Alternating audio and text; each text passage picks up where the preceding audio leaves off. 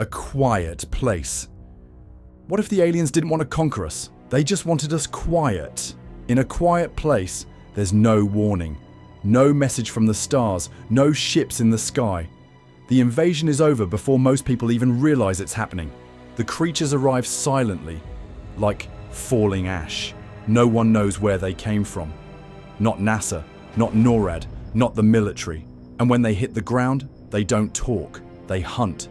These things aren't here to control, enslave, or even feed. They don't care about you, only the sound you make. With impenetrable armor and hypersensitive hearing, they can hear a whisper from hundreds of meters away and kill you before you can finish the sentence.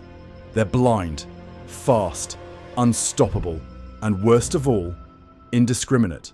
They don't attack cities. They don't target governments. They go after everything that makes a sound. Deer, birds, children, machinery, dogs. Earth doesn't fight back. It goes silent. The US military collapses within days. Cities empty out. Emergency broadcasts die off. And communication breaks down globally. Survivors live barefoot. Roads are padded with sand. Language becomes sign. Emotion becomes dangerous. Humanity doesn't organize a counterattack. It whispers and waits. Because in this alien invasion, the war isn't about weapons or diplomacy. It's about volume. And the only way to win is to disappear. Edge of tomorrow. What if the aliens didn't just invade Earth? What if they could invade time itself? In Edge of Tomorrow, the mimics don't crash land in a blaze of glory. They arrive like a virus, unseen, unannounced, and already 10 steps ahead. These aren't aliens with ships and speeches. They're a hive. Millions of creatures guided by one central intelligence, the Omega. The mimics don't conquer with firepower. They use perfect information. Why? Because the Omega can reset time every time it loses. Every failed battle becomes a rehearsal. Every mistake is deleted. The next invasion? Flawless. Earth responds the only way it knows how, with soldiers, bombs, and hope. But the war is already lost before it begins. Humanity throws everything at them. Armored mech suits, elite squads, global alliances, and still gets wiped off the map, over and over again. The invaders aren't adapting, they're remembering. The only thing that breaks the loop is when a human, Major William Cage, is infected with the mimic's ability. He starts to reset time too, and that's when Earth gets its only advantage, a second chance. In Edge of Tomorrow, the aliens don't fight to survive. They fight to perfect extinction, and the only way to beat them is to become like them. War of the Worlds. In War of the Worlds, the aliens don't come to study us or offer a warning. They come to wipe us out. No diplomacy, no demands. Just towering machines rising from the ground like they've been waiting for centuries. Because they have.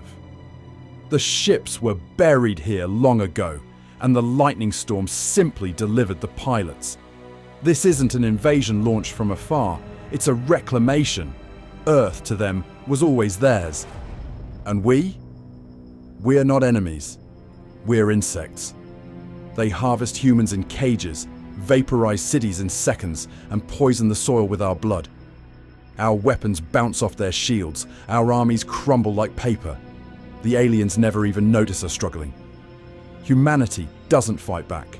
We scatter, hide, hope. And then, just when extinction seems guaranteed, the invasion fails. Not because of us, but because of the Earth itself. The aliens are killed by bacteria, microbes, germs too small to see. In the end, we don't survive because we're strong. We survive because the planet chose us and rejected them. Halo. In Halo, the aliens don't invade Earth for conquest, territory, or resources. They invade because of faith. The Covenant is a coalition of alien species bound together by religious fanaticism, and they believe activating a network of ancient ring worlds, the Halos, will lead them to godhood. What they don't know is that these rings are actually super weapons designed to wipe out all sentient life in the galaxy, a last resort failsafe to starve out a parasitic species known as the Flood. But the Covenant doesn't care. They see Earth as the final obstacle in their prophecy, a heretic world that must be burned to ash. Their armies are vast, their technology decades beyond ours, and their zealotry makes them impossible to reason with. Humanity responds with everything it has: orbital defenses, ground wars, and Spartans, genetically enhanced super soldiers bred for this exact war. Chief among them is Master Chief, the last hope of Earth, not just fighting to win, but to survive long enough to uncover the truth about the Halos and stop the galaxy from being erased. In Halo, the aliens don't invade to dominate us. They invade to end us, all in the name of a god that was never listening. Cloverfield. In Cloverfield, there's no warning, no contact, and no explanation. 1 second, it's a party in New York. The next, the Statue of Liberty's head is rolling down the street. The alien doesn't invade with fleets or demands. It just arrives. A skyscraper-sized creature crashing through the city like a living natural disaster, destroying everything in its path without reason or pause. It doesn't communicate. It doesn't negotiate. It simply exists. And its presence is enough to plunge an entire city into hell. And as if that weren't enough, it sheds smaller parasitic creatures that swarm the streets and tear people apart. The military responds fast and hard, deploying tanks, airstrikes, and evacuation protocols. But nothing works. The monster barely reacts to bullets.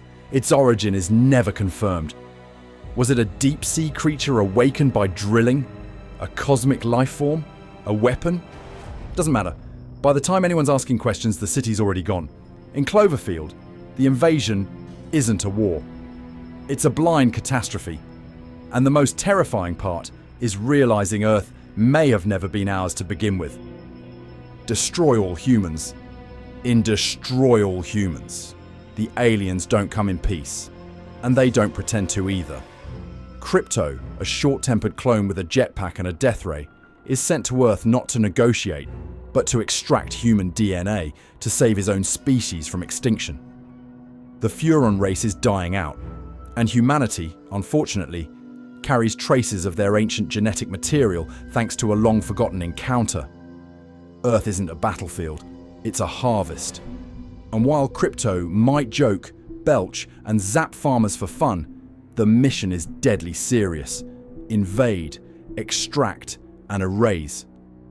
The United States government scrambles to contain the threat, spinning the alien activity into Cold War paranoia, while military bases and entire towns vanish under flying saucer fire. Mind control, anal probes, cloned presidents. Every tool is used not just to conquer, but to mock the very idea of resistance. In Destroy All Humans, the invasion isn't subtle or sophisticated. It's a full-blown parody of 50s sci-fi, made terrifying by just how easily the aliens win. And the punchline? We never stood a chance.